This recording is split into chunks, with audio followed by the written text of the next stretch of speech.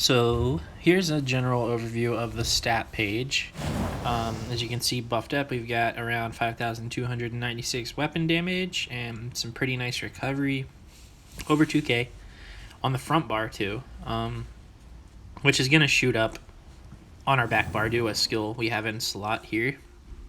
In CP, I think 25k health for a cloak blade is perfectly acceptable. So yeah, I mean, on the back bar, our resistances are going to go up a little bit due to the defending trait on our bow. And then even more when you cloak with the fortitude buff.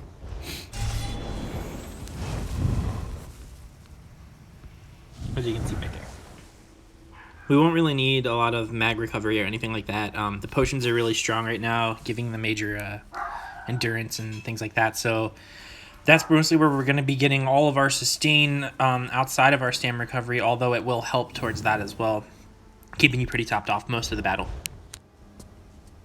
For food, we're going to be running the Lava Foot Soup and Soul Trace. This is probably like my favorite food in the game. Super cheap to get, gives you a nice chunk of stam and stam recovery.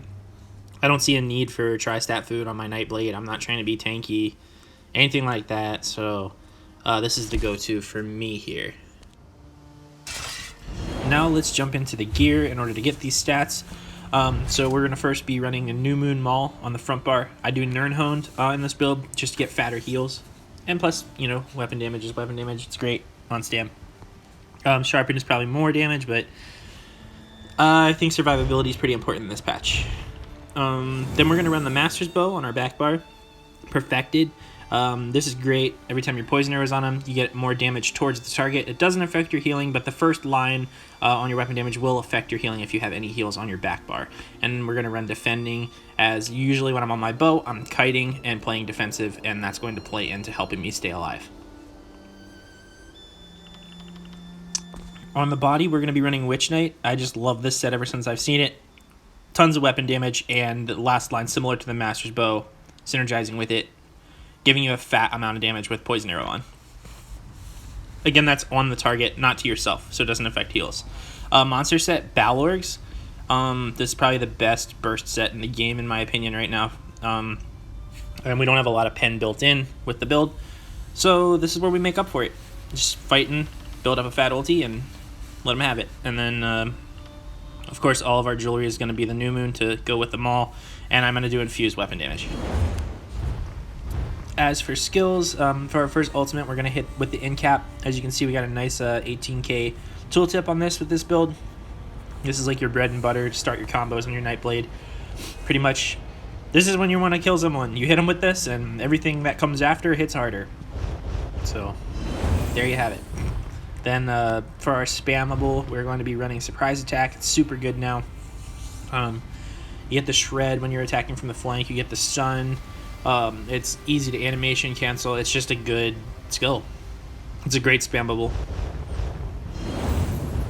And then we're gonna run, what do we have next? Executioner. I just like running an execution. You don't need it. Some people will run Camo Hunter here, but I love having the ability to have an execute, and it looks nice.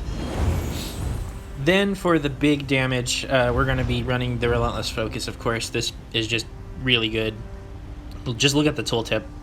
If you can combo this after your Spectral Bow, it's normally going to put people in a pretty bad spot, if not kill them, flat out. And the passive on it while it's rolling is great with the crit. We're going to be running a Gap Closer on this build, as I find that being in the right place at the right time on an assassination playstyle is pretty important. I choose Ambush for this. I think it's a great skill, and the debuff is nice.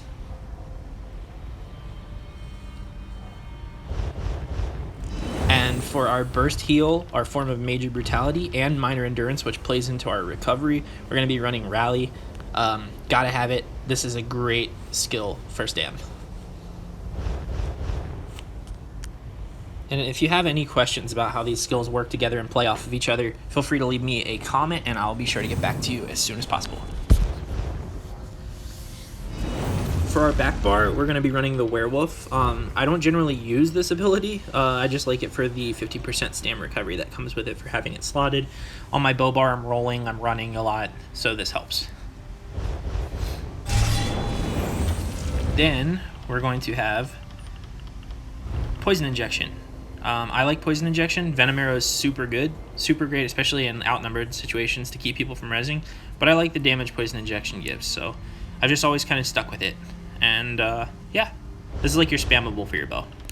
And next up, we're going to be running Shadow Image. This is probably one of the best skills the Nightblade has available to them in PvP. It's super good to get in and out of combat. It puts maim on your target, making them do less damage. This is a great skill to master, so I highly recommend learning how to use it if you don't already. And then, of course, Shadowy Disguise Cloak. This is the button that's going to get you hate messages, but it's pretty important with the playstyle we have here. Just ignore the haters. Next up, we have Leeching Strikes, which is pretty important with our sustain. You should be light attack weaving most attacks, and this will help play into your sustain by rewarding you for doing it. And it also gives a nice little burst of stam after you let it tick for a while. I'll drain some of my stam here and let you see. We'll reactivate it after it's been running, and it'll shoot right back up. So pretty good. And lastly, on our back bar, we're going to have our Hot, which is Vigor. Resolving Vigor specifically. This is basically what you're going to use to top yourself off. Vigor before a roll dodge is nice when trying to get away and keep your health high. And as you can see here, it can get some pretty nice ticks with this build due to our weapon damage being higher. The last several minutes of the video is just going to be my current CP layout. Thank you for watching. If you have any questions, feel free to leave a comment, and have a good one.